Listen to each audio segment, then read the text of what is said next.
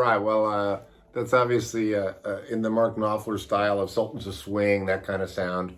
D minor is such a great key for this kind of stuff. So I could call it like a gypsy blues kind of sound. But a lot of it has to do with the right hand, with how you attack the strings. And so I wanted to talk a little bit about that today. And like when I do it, I generally play this kind of music, fingerstyle, and if you can do it that way, it's a little more work and it's a little bit more, it's slightly more advanced, I suppose, depending on what you're used to playing. But to me, it has a whole different sound than using a pick. And the whole Mark Knopfler thing is, he plays, as you know by now, he plays fingerstyle on an electric guitar, and that's what really caught our ears when we first heard it. That whole, the Sultans of Swing sound, and then much more. Obviously, he's taken it lots of other places. But so the way I approach it, in terms of, there's lots of techniques that I use to get that sound. One of them is, I call it raking, where you just rake down like from the D, the G, and the B string. So I'm basically hitting like a splatly do there. I'm hitting it all in one motion, almost like it's like a strum, except I'm coming off the first two strings and then I mute them. And funny, because I hardly even know I'm doing it half the time. But what that does is it separates the note that I'm hitting on the B string from the first two. Now, there's several ways you could do that. You could do it going down, whether you could be using a pick. I'm doing it with my thumb. Or sometimes what I'll do is I'll hit down on the D and the G string with my thumb, and I'll flick up with like the second finger or the first finger, it doesn't matter, that's up to you, on the B string. And what that does is it separates the notes from each other. So it kind of gets like a, sort of a gypsy style, isn't it? And that's important because I think the articulation of the notes, how you articulate the notes on this kind of setup is really key. And it's, we talk about the 4 T's: touch, tone, time, and taste. This is really to do with touch, I think, because touch is how you attack the strings. There's so many ways you can do it, depending on where on the guitar you hit it. If you hit it in the bridge, close to the bridge, it's going to be, very bright, and if you hit it over here, it's going to be very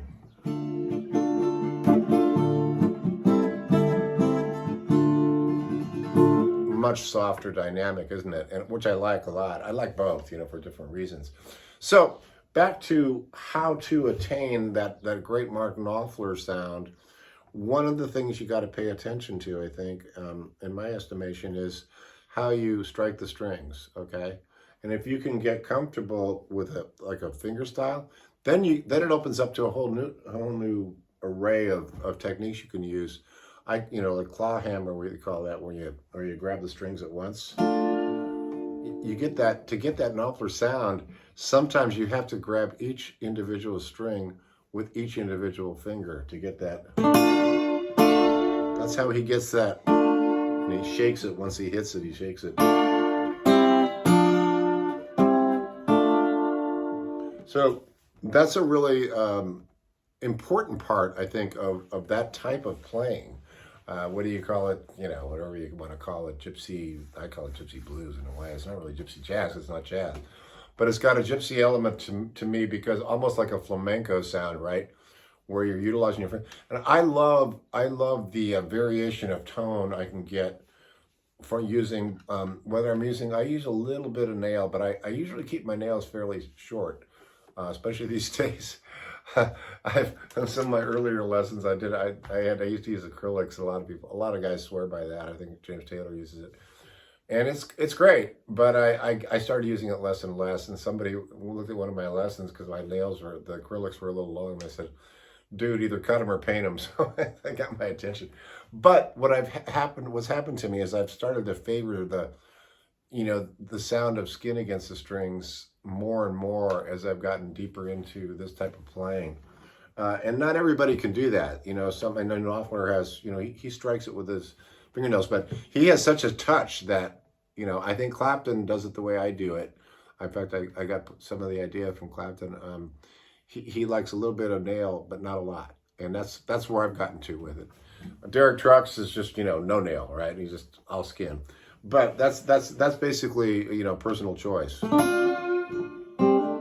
let's get down to, again, if I'm doing like a claw hammer style, I might want to use my thumb and my 3 fingers, which is, you know, ambitious. Great sound though, huh?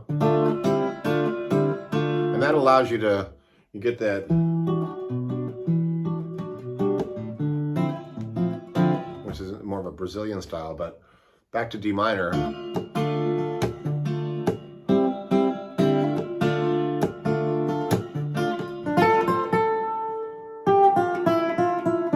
I like that sound. And then lastly, I'm going to leave you with a little lick that it's a kind of a vocabulary lick if you're playing in D minor, which of course Sultans of Swing is in, and this is not limited to that. It could be Layla,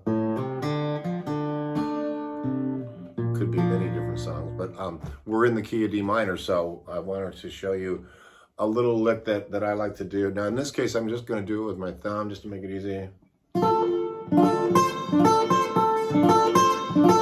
Now what I'm doing is I'm raking down, I'm just coming down on those high 3 strings, the G, the B, and the high E, and I'm doing it fast. And then I'm landing on the C note, which is you know, 8th fret, high E.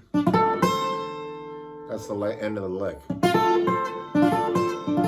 Now in this case, I'm using my pinky to pick up that C note there. And the reason for, I want to get a flow going. And it's hard to do that if you break it up and try to go there with your 3rd finger. So I use my pinky on that, which by the way, I think I encourage everybody to use their pinky more, because sometimes it gets left out of playing, and it's a shame, because it gets, you know, it's so great to use your pinky. It's a whole other freedom with that. So once again, in slow motion. So when you do it fast, over and over, kind of cool, huh? So now I'm going to play a little bit in the Sultans of Swing style.